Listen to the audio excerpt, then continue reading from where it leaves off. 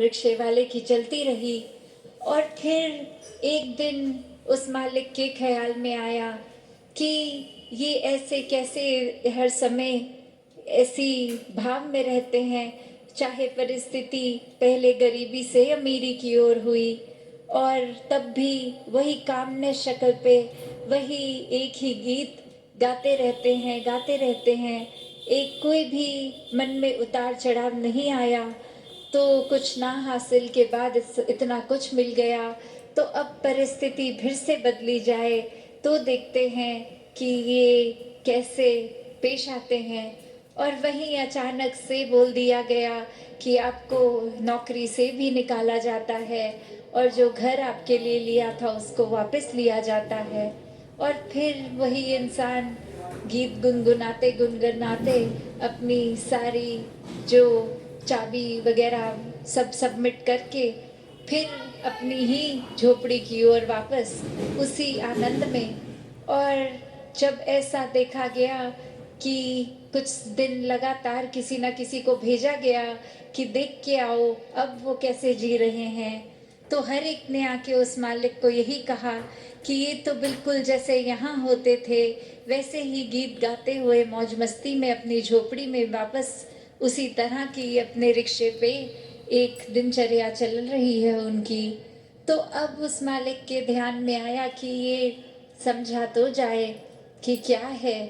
तो आगे से वो रिक्शे वाले बोलते हैं कि एक परमात्मा ने जिस तरह एक साधन झोपड़ी रखा, फिर आपको साधन बना के भेजा, एक इंस्ट्रूमेंट बना के भेजा।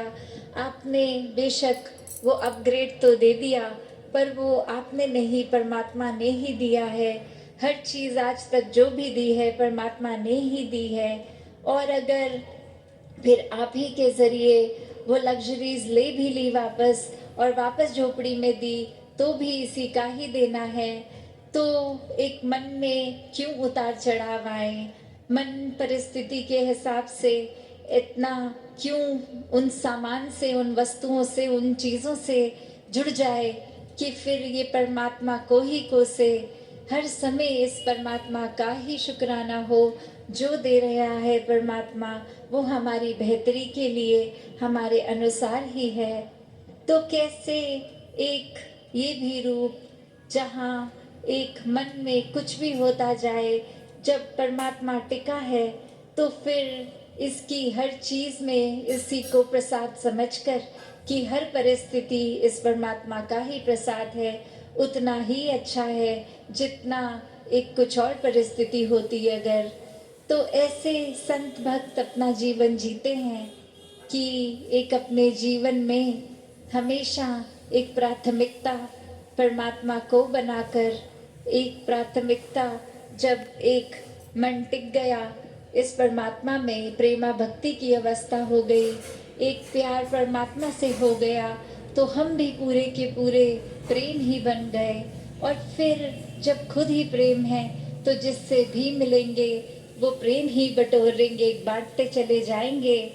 तो वही भाव कि खुद जहाँ एक प्यार बन गए, एक मन में सब्र, सुकून, शुक्राना, तो एक ये शुक्राने के साथ ही आगे जीवन को चलाते जाएंगे।